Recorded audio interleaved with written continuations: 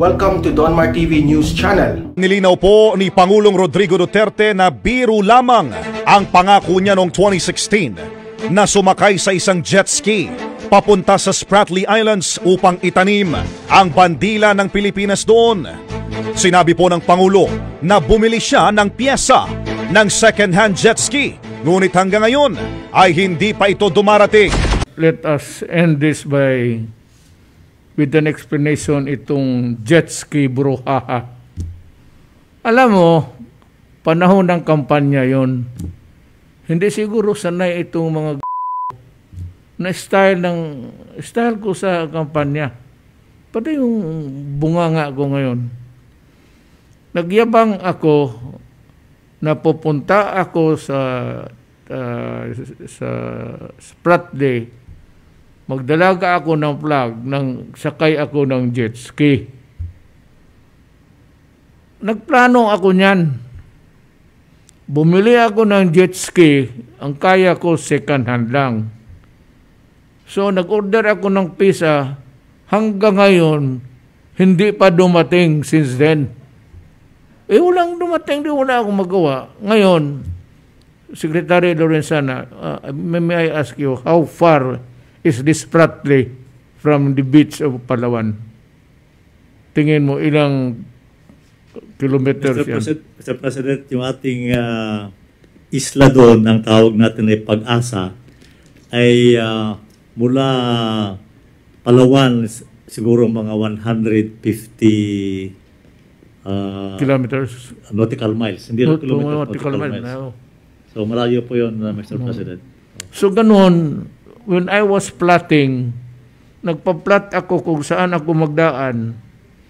Nakita ako doon, ilan naman yung tangke ng jet ski. Kailangan ko ng gasolina, supply. Ipagtingin ko, puro dagat. Wala man ako makitang gasoline station along the way. Sabi ko, mahirap ito. Dito tayo mamatay na walang kakwenta-kwenta. So, yan ang istorya. Ngayon, paano to? Paano? Panahon sa panahon sa kampanya yan. At saka yung biro na yon, yung we call it bravado, yung bravado ko, was just a pure campaign joke. At kung naniniwala kayo sa kabila, pati na siguro si Carpio, pati I would say that you are really stupid. Maghanap ka ng tao dito magpunta ng jet ski. Hindi ba mag-abot pa ng ilang oras, I would conk out in the middle of the sea. Sabi nila, ang waves, ano bang waves sa Tagalog? Yung alon pala dyan kasing laki ng dagat. Sabi ko, mahirap ito. Sabihin ko na ng balang araw sa pinipilingan nyo na inabot talaga ako ng takot. Wala ako magawa. Takot ako mamatay. Walang gasolina. Ang spare parts hanggang ngayon, wala. Tapos pag sabi na pupunta ka doon, sabi ng Navy, ang alon, maabot mo sir, kasi laki ng barko. Una, patay. So, balik ako doon sa Kung naniniwala kayo niyan, I really do not know if you harp on that. It's a pure... I was not taking lightly the sovereignty, but it's a pure joke actually. But just to emphasize na talaga, hinaloan ko lang ng biro. Ngayon kung if you swallow it, my God, hindi na ako mag-comment na. Sinong gago? Alam ba ninyo hindi ako marunong maglangoy? Kung matumbay ang yawa na pa, magkapakapa na ako. By this time, I would have been the late Rodrigo Duterte. Kung totohanan na yun. Ngayon, mukhang yun ang jet ski. Kayong maniwala kayo para isipin ninyo kung paano maging totoo yan. Matutunaw yung utak ninyo. Itong hinayupak na itong dating Associate Justice na si Justice Antonio Carpio, isang tanga din na abogado. Isang tanga. Bakit gano'n na lang ang galit mo kay Pangulong Duterte? Dahil ba sa pangarap mo na maging Chief Justice, na hindi ka naging Chief Justice, dahil na pornada, ihuda ka, ba'y dapat lang talaga sa'yo na hindi ka maging Chief Justice. Ina mo ka. Ako ang hamunin mo, Carpio, na mag-debate. Hindi kita uurungan. Ina mo ka. Ano ang topic ng debate natin? Ilan piraso ang bulbul mo? Yan ang pag-usapan natin. Ina mo, Carpio.